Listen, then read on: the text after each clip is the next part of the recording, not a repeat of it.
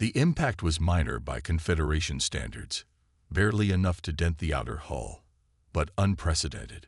No species at humanity's development stage had ever managed to strike a Confederation warship. More troubling was what followed. Coordinated attacks from the ground, humans using their own satellites to track Confederation movements, targeting dropships with modified missiles. They were adapting to alien technology with disturbing speed. These creatures, Nalveth observed, they don't fight like newly discovered species. They fight like they've been preparing for invasion their entire existence. Tazkel's skin flickered with reluctant admiration. Find me the one who launched that satellite attack. I want to see this human. Maya watched through the station viewport as an alien shuttle approached. She had expected death after her attack, not extraction. When the shuttle docked with the station, she grabbed the only weapon available, a metal maintenance tool. The airlock cycled open. Two towering figures in sleek armor entered, weapons trained on her. Their faces were insectoid, with multiple eyes and mandibles that clicked rhythmically. "Lieutenant Maya Chen," one of them said in perfect English. "You will accompany us." "Give me one good reason," she replied, gripping her makeshift weapon tighter. "Because Admiral Tazkel wishes to understand why humans fight when you cannot win." Maya laughed bitterly. "That's exactly why we fight. Because no one tells us what we can't do." The interrogation room aboard the Inevitable Dominance was designed to intimidate. Stark lighting, hard surfaces, alien technology pulsing with unknown purpose. Maya sat stiffly, still in her spacesuit minus the helmet, facing Admiral Tazkel across a floating metallic table. "Explain your actions," the Admiral demanded. "I was defending my planet," Maya replied coolly. "As any of us would. You had no chance of victory. Your resistance was illogical." Maya leaned forward. "Let me tell you about humans. Admiral, logic isn't always our primary driver. We fought hopeless battles throughout our history. Sometimes we lose. Sometimes we surprise ourselves." Tazkel's skin rippled with colors Maya couldn't interpret. "Your species is an anomaly. The Confederation has incorporated 17 spacefaring civilizations. All recognized the futility of resistance. Then they lacked imagination," Maya shot back. "Or they didn't have something worth fighting for." The Admiral studied her for a long moment. "Your attack was inventive. Repurposing a satellite. Minimal resources, maximum symbolic impact." Maya shrugged. "We work with what we have." "Indeed." Tazkel tapped something into a console. "Your military records indicate multiple combat deployments. Adaptability under pressure. Problem-solving in hostile environments." "Just doing my job." "Perhaps your job is about to change, Lieutenant Chen." The Confederation High Council chamber was a vast amphitheater, filled with representatives from 23 species. Maya stood at the center, still in her stained spacesuit, facing creatures from nightmare and fantasy alike. Admiral Tazkel addressed the assembly. "The human resistance has not been quelled. Their communications remain decentralized. Their military forces have adapted to our technology with unexpected speed." Murmurs rippled through the alien delegates. "Most concerning," the Admiral continued, "their combat methodology defies predictive algorithms. They employ tactics that our systems classify as irrational, yet achieve results." A tall, crystalline being rose from the upper tiers. "You propose altering the standard integration protocol." "I do, Counselor. The humans represent something we have not encountered before. They fight beyond their capabilities. They improvise with inferior technology. They collaborate effectively without centralized command." Maya listened with growing unease as Tazkel's argument unfolded. This wasn't leading to Earth's freedom. It was something else entirely. "I propose we extract value differently," the Admiral concluded, "not through resource acquisition alone, but through military integration. Humans like Lieutenant Chen could provide tactical insights our own forces lack." The crystalline counselor's voice resonated through the chamber. "You would have us recruit these primitives. Make them soldiers of the Confederation. I would have us acknowledge an unexpected asset, Counselor. The human capacity for asymmetric warfare could strengthen our position against the hegemony. Maya finally understood. This wasn't a peace negotiation. The aliens were discussing how best to weaponize humanity. And what of their homeworld? Another counselor asked. Protected status, Tazkel replied. A breeding ground for future recruits, under Confederation guidance. Maya stepped forward. Protocol forgotten. We aren't merchandise for your war machine. The chamber fell silent. No newly discovered species had ever addressed the council unbidden. You misunderstand, Lieutenant, Tazkel said smoothly. We're offering Earth protection from a galaxy far more dangerous than you imagine. In exchange, some of your people, those with appropriate skills, would serve the Confederation. As cannon fodder, Maya challenged. As valued assets with unique capabilities. The Admiral's 4 eyes fixed on her. You've already demonstrated what one human can accomplish with minimal resources. Imagine what your kind could do with Confederation technology. The crystalline counselor interjected. Admiral, the human hasn't been properly conditioned for this discussion. With respect, Counselor, that's precisely my point. Their natural state, untamed, adaptive, questioning, is what makes them valuable. Maya looked around the chamber, at the alien faces regarding her with mixtures of curiosity and disdain. They spoke about humanity like scientists discussing bacteria cultures. But beneath their arrogance, she detected something else, a hint of fear. These advanced beings were unsettled by humanity's resistance. That was something she could use. You're right about one thing, Admiral, Maya said carefully. Humans are uniquely adaptable, but you're wrong if you think we'll adapt to being your servants. Tazkel's skin rippled with amusement. Not servants, Lieutenant. Partners, junior partners, yes, but with potential for advancement. And if we refuse, then we would be forced to take more drastic measures to secure Earth's cooperation. The Admiral gestured to a holographic display showing Earth's major cities. We've been remarkably restrained thus far. It was a threat wrapped in diplomacy, and Maya recognized the impossible choice before her. Fight and watch Earth burn, or cooperate and possibly gain time and knowledge that might eventually help humanity break free. I want to speak with my government, she demanded. In due time, Tazkel replied. First, the Council must vote on my proposal. Maya stood silently as alien representatives debated the future of humanity. The irony wasn't lost on her. These beings with their advanced technology still engaged in the same political maneuvering as humans. Finally, the crystalline counselor announced, the proposal is conditionally approved. The human, Maya Chen, will serve as a test case. If she demonstrates the value Admiral Tazkel suggests, we will consider broader implementation. Maya met Tazkel's multifaceted gaze. I haven't agreed to anything. But you will, the Admiral replied confidently. Because you understand what's at stake. Your world needs a champion in the Confederation, Lieutenant.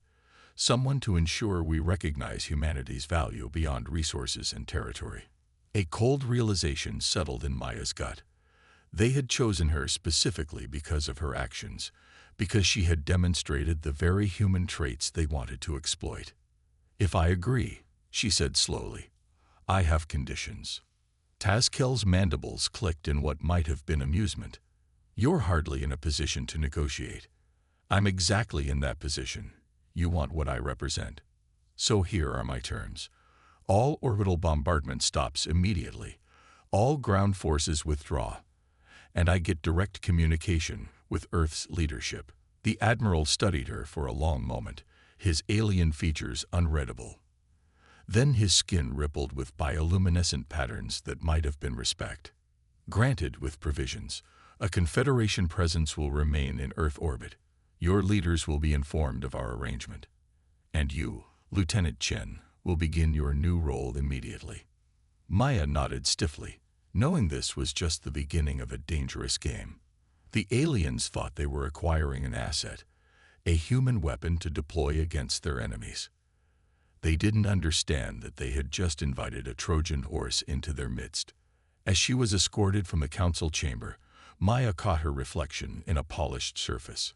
Still in her NASA spacesuit, smudged and battle-worn, she looked utterly out of place among the advanced technology and alien beings. But there was steel in her eyes. The Confederation had made a critical error. They had identified humanity's adaptability as a military asset without recognizing it could also be a threat. They saw only what humans could do for them, not what humans might eventually do to them. Maya would play their game. She would learn their technology, understand their politics, find their weaknesses, and someday she would ensure humanity's true independence in the galaxy. The journey had just begun. The reluctant asset, the Confederation training facility on Nexus Station, loomed against the backdrop of a gas giant, its massive rings catching purple light from the distant sun. Maya Chen stood at the viewport, watching alien shuttles dart between docking bays like insects around a hive. 3 months had passed since her recruitment, though she knew it for what it was, glorified captivity. Behind her, the door chimed. She didn't turn as Admiral Tazkel entered her quarters. "Still admiring the view, Lieutenant." The Admiral's voice carried that unique clicking undertone all Vexuri possessed. "Still wondering how long you plan to keep me isolated," Maya replied. "That ends today." Tazkel placed a metallic object on her desk. It resembled a silver armband with pulsing blue lights. "Your translator implant has been customized. You'll begin training your first squad this cycle." Maya finally turned to face him. "You're actually going through with it, letting a primitive human train your elite forces." The High Council was impressed by Earth's continued resistance. "Your people have damaged 3 more of our vessels using barely modified orbital satellites." The Admiral's skin rippled with reluctant admiration. Humanity's ingenuity under pressure is noteworthy. "We're full of surprises." Maya picked up the translator band. "And what happens if I refuse to be your military consultant?" Tazkel's 4 eyes blinked in sequence. The current policy of minimal intervention on Earth could be reconsidered. The threat hung in the air between them. Maya slipped the band onto her wrist, feeling it adjust automatically to her skin. "Who am I training?" "A special operations unit. Mixed species. Problem cases, mostly. Those whose combat approaches already deviate from Confederation standards." Maya raised an eyebrow. "You're giving me your rejects." "I'm giving you those most likely to benefit from human tactics," Tazkel corrected. "Don't mistake this for a lack of seriousness, Lieutenant. The hegemony grows bolder on our eastern frontier. We need effective asymmetric responses, not just overwhelming force. I'll need access to combat records, training facilities, weapons systems. Granted with appropriate supervision." Tazkel moved toward the door. "Report to Training Sector 7 in 2 hours. And Lieutenant, remember that your performance directly affects Earth's status." After the Admiral left, Maya studied her reflection in the viewport glass. They'd replaced her NASA spacesuit with a Confederation uniform, charcoal gray with blue piping that designated her unusual status. Not quite an officer, not quite a prisoner. She touched the medallion hidden under her collar, the only personal item they'd allowed her to keep, a tarnished Silver Streak Christopher, patron saint of travelers. A gift from her grandfather when she joined NASA. "Long way from home, Grandpa," she whispered. The training arena was a vast chamber with reconfigurable terrain, currently set to mimic an urban environment with half-destroyed buildings and narrow alleyways. Maya stood on an elevated platform, studying the 12 soldiers assembled below. They were a motley crew, 2 hulking Drakari with their characteristic red scales and thermal vision, 3 Vexuri like Tazkel but younger, their skin patterns still developing. 4 Melosians, lithe and quick with reflective skin that could camouflage in certain environments. 2 crystalline Tarsi who communicated via light patterns, and a lone Synthor, a semi-synthetic species with enhanced cybernetic components. All regarded her with expressions she was learning to interpret as skepticism. "I am Lieutenant Chin," she announced, the translator band converting her words to a series of sounds and subsonic vibrations each species could understand. "I'm here because your superiors believe human combat tactics might give you an edge." "Against what?" One of the Drakari stepped forward, thermal pits flaring. "We're already the Confederation's finest." "Then why are you in remedial training?" Maya countered. The arena fell silent. "Here's what I know about the Confederation military," Maya continued. "You rely on overwhelming technology. Superior weapons, advanced sensors, predictive algorithms. When that works, it's impressive. When it doesn't, you lack adaptation." The Synther's cybernetic eye whirred as it focused on her. "Adaptation is inefficient. Proper planning eliminates the need." "Planning is based on known variables," Maya replied. "What happens when you encounter the unknown?" She tapped her wrist device, and the arena's configuration suddenly shifted. The buildings rearranged themselves, gaps appeared where solid ground had been, and atmospheric conditions changed to thick fog. The squad stumbled, disoriented by the unexpected change. "Every battle plan collapses upon first contact with the enemy," Maya quoted. "Humans have understood this for centuries. We don't just train for predicted scenarios. We train to handle chaos." She jumped down from the platform, landing among them. "That's what I'm going to teach you. Not just tactics, but improvisation. Not just strength, but creative application of force." She smiled thinly. "Welcome to Human Combat Philosophy, Lesson 1. Embrace the unexpected." 2 months into training, Maya watched from the observation deck as her squad ran the combat simulation for the 12th time. They were improving, slowly abandoning the rigid Confederation approaches for more fluid, adaptive tactics. Tazkel stood beside her, mandibles clicking thoughtfully. "They're fighting differently." "They're fighting better," Maya corrected. "Look at Dex." She pointed to one of the Drakari, who had improvised a shield from debris rather than following protocol to retreat and regroup. 3 weeks ago, he would have withdrawn when his primary weapon failed. Now he's continuing the mission with available resources. It's unorthodox. It's human. Maya turned to face the Admiral. "Your military thinks in straight lines. Attack, defend, hold position. Humans think in spirals, finding unexpected paths to the same objective." Tazkel's skin rippled with contemplation. "The High Council is reviewing your progress. They're intrigued. Some are concerned." "About what?" "The implications. If human methodologies prove superior in certain combat scenarios, it challenges centuries of Confederation military doctrine." Maya smiled grimly. "That's why you've kept me isolated, isn't it? You don't want these ideas spreading too quickly." Before the Admiral could respond, alarms blared throughout the station. Red emergency lights pulsed along the corridors. "Proximity alert," Tazkel snapped, moving to a console. Hegemony vessels dropped out of hyperspace near Outpost Krell. "They're jamming communications." Maya watched the tactical display as enemy signatures swarmed around a distant Confederation outpost. "How many?" 3 cruisers, multiple fighter squadrons. Outpost Krell has minimal defenses. It's a research station, not a military installation. The Admiral's skin pulsed with rapid color changes, the Vexari equivalent of racing thoughts. "Nearest battle group is 2 hours away at emergency speed." Maya studied the display. "My squad can reach them in 30 minutes with an assault shuttle." Tazkel turned all 4 eyes on her. "Your squad is not combat certified. They're trainees. They're exactly what those researchers need right now." Maya pointed to the tactical display. "The hegemony isn't expecting resistance. They're expecting scientists and minimal security. My team can disrupt their operation long enough for reinforcements to arrive. It would be your first actual combat mission.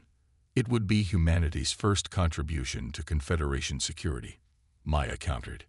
"Isn't that what you wanted from us?" The Admiral's mandibles clicked rapidly, a sign of internal conflict. Finally, he nodded. Authorized. But I'm sending a command observer. The assault shuttle tore through hyperspace, its engines straining at maximum output.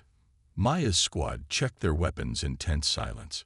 Only the Synthor, Crix, seemed truly calm, his cybernetic components humming softly as he calibrated his targeting systems. They outnumber us 15-1, noted Pell, one of the Melosians, her reflective skin shifting nervously between blue and gray tones. Numbers mean nothing if they're looking in the wrong direction, Maya replied. Remember your training. We're not trying to defeat their entire force. Just create enough chaos to protect the researchers until reinforcements arrive. The command observer, a Vaxeri officer named Zexpel, watched with obvious skepticism. The hegemony commander will simply overwhelm you with superior firepower. That's what they'll expect us to think, Maya said. And that expectation creates blind spots we can exploit. She activated the shuttle's tactical display, showing Outpost Krell, a spindly structure clinging to a small moon. The hegemony ships are focused on the main research hub. They want the prototype gravitational manipulator. She pointed to a secondary structure. We'll insert here, at the auxiliary power station. First objective: disrupt their boarding parties by cutting life support in selected sections. Zexfol's skin pulsed with alarm. That's against Confederation rules of engagement. Those boarders will suffocate. They'll retreat to their vessels, Maya corrected. Basic survival instinct. Meanwhile, we'll use their own boarding tubes to access their command cruiser. Access it? For what purpose? The observer's voice rose in pitch. To introduce a little human chaos. Outpost Krell was already under heavy assault when their shuttle approached. Hegemony boarding craft had attached to multiple airlocks like parasites, disgorging troops into the research station. Maya's squad deployed via drop pods, launching from the shuttle on a trajectory that kept them in the moon's shadow, invisible to hegemony sensors. They hit the auxiliary power station hard and fast, securing it within minutes. Crix, access the environmental controls, Maya ordered. The Synthor interfaced directly with the station's systems, his cybernetic components glowing as data streamed through his neural network. I have control, he announced, ready to implement selective atmospheric venting. Maya nodded. Execute. Throughout the station, warning klaxons blared as oxygen was sucked from sections occupied by hegemony forces.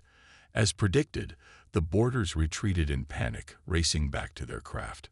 Phase 1 complete, Maya announced. Now for the interesting part. Her squad divided into 3 teams. Maya led the first directly toward one of the evacuated boarding tubes, now providing a convenient bridge to a hegemony cruiser. The other teams moved to secure the remaining researchers and establish defensive positions. Zexfol followed Maya's team, his skin fluctuating between colors of disbelief and reluctant admiration. This is madness, he hissed as they entered the enemy vessel. 4 of us against an entire cruiser crew. We don't need to defeat them, Maya replied, checking her weapon. We just need to create sufficient uncertainty to disrupt their command structure. They moved through the hegemony ship like ghosts, placing small devices at key junctions. Not explosives, but signal disruptors Maya had improvised from Confederation communications equipment. When activated, the devices unleashed cascading failures throughout the cruiser's systems. Lights flickered, doors sealed randomly. Internal communications dissolved into static. From the bridge, the hegemony commander, a hulking Gorvan with Chidna's armor, roared orders that went unheeded as chaos spread through his vessel. Maya's team made their final approach to the ship's propulsion control room. With Crix's help, they bypassed security and initiated an emergency shutdown sequence. What are you doing? Zexfall demanded. Creating a distraction, Maya replied, entering final commands. When this cruiser's engines go dark, the other hegemony vessels will think they're under attack from a new direction. As predicted, the sudden power loss on the lead cruiser caused the hegemony fleet to scatter, breaking their attack formation as they sought the phantom threat. Now we extract, Maya ordered, leading her team back toward the boarding tube. Mission accomplished. When the Confederation battle group finally arrived, they found an unexpected scene. One hegemony cruiser dead in space, another damaged by friendly fire in the confusion, and the third retreating with the remaining fighter craft. Aboard Outpost Krell, Maya's squad had established a defensive perimeter around the researchers and their precious prototype. Casualties were minimal. The station, while damaged, remained functional. Admiral Tazkel's holographic image appeared in the command center, all four eyes fixed on Maya. "Explain what happened," he demanded. Maya stood at attention, acutely aware of Zexval watching nearby. "We implemented a strategy of maximum disruption with minimum force, sir. The hegemony was expecting either no resistance or conventional defense. We provided neither. You infiltrated an enemy warship with a 4-person team. We exploited their expectations. Admiral, they were prepared for direct confrontation, not asymmetric tactics." Zexval stepped forward. "It was unorthodox, Admiral, but effective. Lieutenant Chen's approach created confusion that enemies with superior numbers could not overcome." The admission from the observer clearly surprised Tazkel. His skin rippled with complex patterns Maya was still learning to interpret. "The High Council will want a full briefing," he said finally. "This victory, while small, represents significant tactical innovation." After the Admiral's image faded, Maya turned to her squad. They stood taller now, confidence replacing their initial skepticism. Even the Drakari, once the most resistant to her methods, nodded respectfully. "What you taught us," said Neri, one of the younger Vexari, "it's not just combat technique, is it? It's a different way of seeing." Maya smiled. "Humans call it thinking outside the box. When you've spent most of your history as the technological underdog, you learn to find creative solutions." As they prepared for extraction, Maya caught Zexval studying her intensely. "Something troubling you, observer?" she asked. "I am reconsidering certain assumptions," the Vexari admitted. "If one human can achieve this, what might many accomplish?" It was the question Maya had been waiting for, the first crack in the Confederation's certainty of their own superiority. "That depends," she replied carefully, "on whether you see us as assets or allies." The debriefing chamber aboard the Confederation flagship Eternal Vigilance felt more like a tribunal than a tactical review. Maya stood before a semicircle of senior officers, including Admiral Tazkel and 3 members of the High Council attending via hologram. The crystalline counselor spoke first, light patterns pulsing with what Maya had learned to recognize as agitation. "Your actions at Outpost Krell were unprecedented, Lieutenant Chen. Effective, yes, but deeply concerning in their implications." Maya kept her expression neutral. "I'm not sure I understand the concern, Counselor.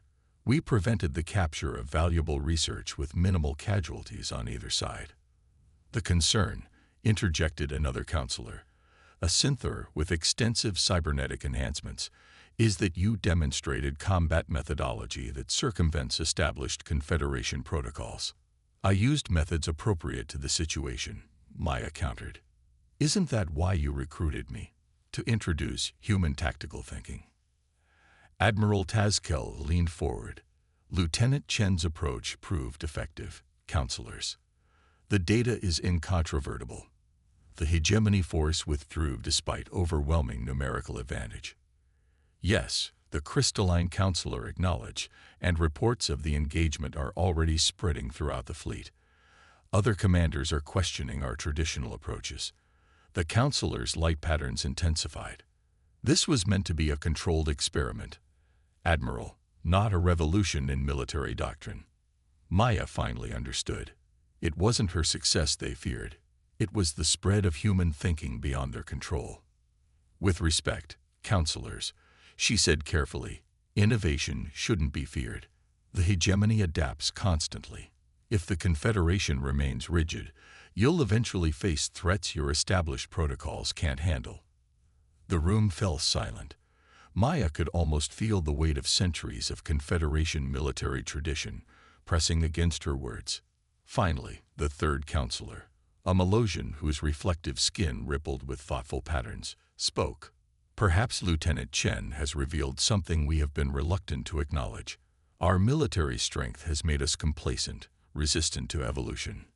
Admiral Tazkel's mandibles clicked in agreement. The human approach deserves further study. I propose expanding Lieutenant Chen's training program to additional special operations units. The crystalline counselor's light patterns slowed, indicating grudging acceptance. Very well, but with strict oversight.